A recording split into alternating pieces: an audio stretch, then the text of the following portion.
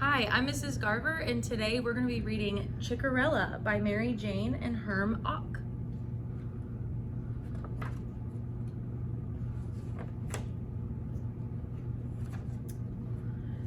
Chickerella had a wonderful chickhood until one night when a fox got into the coop and carried off her mother.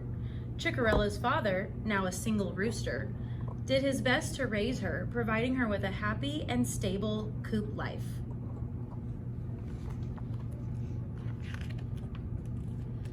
Then, a few years later, a hen from another farm showed up with her two daughters and convinced Chickerella's father to marry her. Chickerella was excited to have a new family. She even put her sewing skills to use, making 3 dresses as welcome gifts for her stepmother and new stepsisters, Ovumelda and Calestra.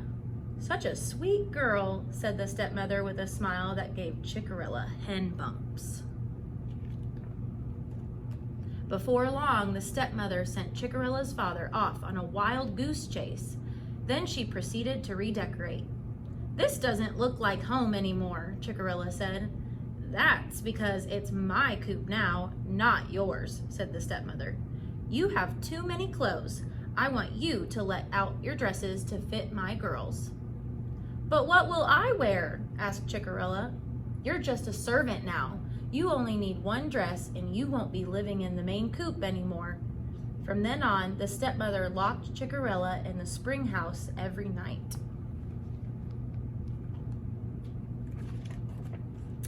Chickerella's days were filled with work. She prepared all the meals, but wasn't allowed to eat with her stepfamily. She ate the bugs that clung to the spring house walls and drank the crystal clear water that bubbled up through its floor.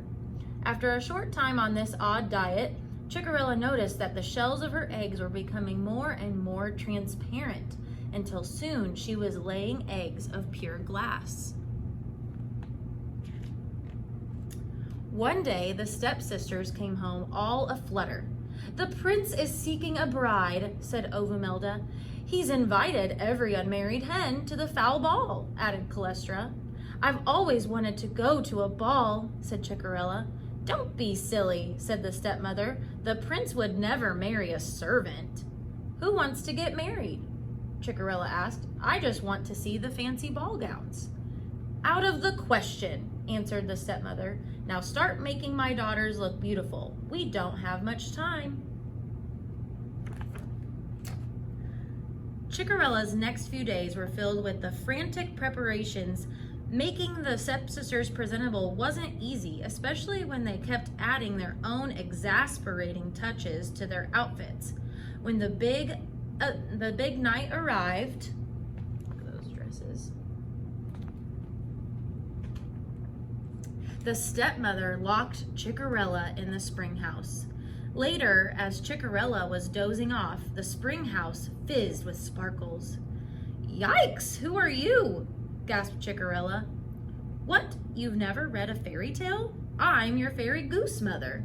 I've been watching your stepmother run you ragged. Why don't you speak up?" "My father will fix everything when he gets back." "Don't wait for someone else to fix things, dearie. You take charge." "Fantastic eggs, though. How do you do that?" "I think it's something in the water." "Oh yeah, I put a spell on this spring a while back. Cool side effect."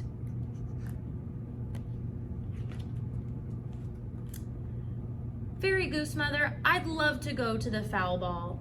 "So go already." "Although why you want to is beyond me. The band is Penny Pullet and the Rock Island Reds. They sound like chicken toenails on broken eggshells." "But I have nothing to wear. If I had some silk and a few beads, I'd make a gown." "I'll speed things up." The Fairy Goose Mother waved her wand. "Sky blue pink is my favorite color," cried Chickerella. "It's beautiful." "Yeah, I'm good. Could have made a fortune as a fashion designer." "Now I remember the story," Chickerella exclaimed. "You'll turn a pumpkin into a coach." "I don't do transportation, dearie. I'll call a cab. But at midnight, the cabbie goes off duty and the snazzy outfit goes poof." Chickerella was thrilled to see all the gowns at the fowl ball.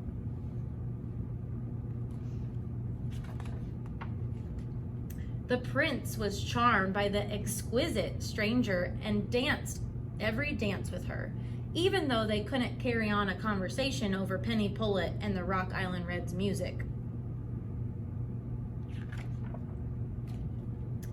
When the band finally took a break, Chickerella heard the clock strike midnight. "I must go!" she cried.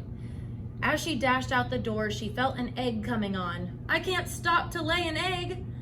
But there's no holding back an egg that's on its way, especially a slippery glass one. Chickerella ran headlong down the castle steps. She was too late. The cab drove away. Then the gown disappeared in a burst of fireworks, and Chickerella ran cluck naked all the way home. The next day, Chickerella heard a commotion.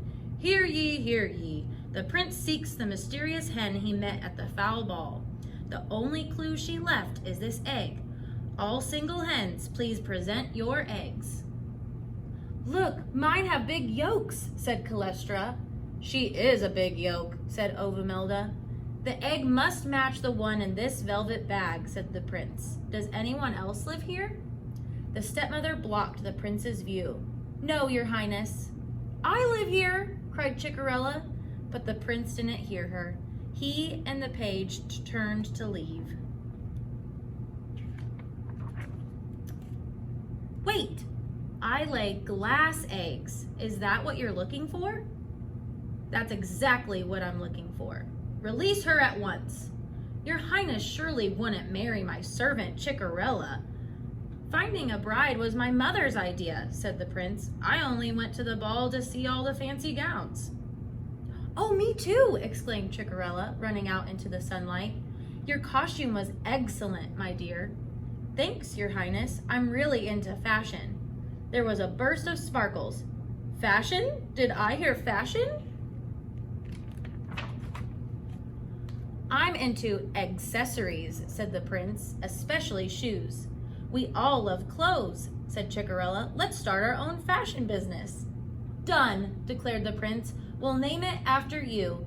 So the fairy goose mother zapped up some fabulous fabrics. Chickerella cut and stitched, and the prince designed stylish shoes to match. That's how they started the fashion line called Chickerella. Their first show in New York was an extravaganza.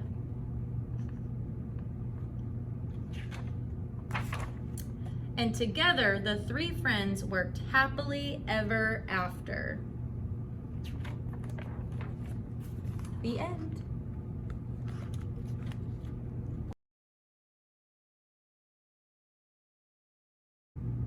I love to read because you get to go to many different places that are outside your daily life. So you can go to faraway lands, you can be with Chickerella, but you can also learn about educational things like nonfiction and learning about history. So it can take you anywhere you want.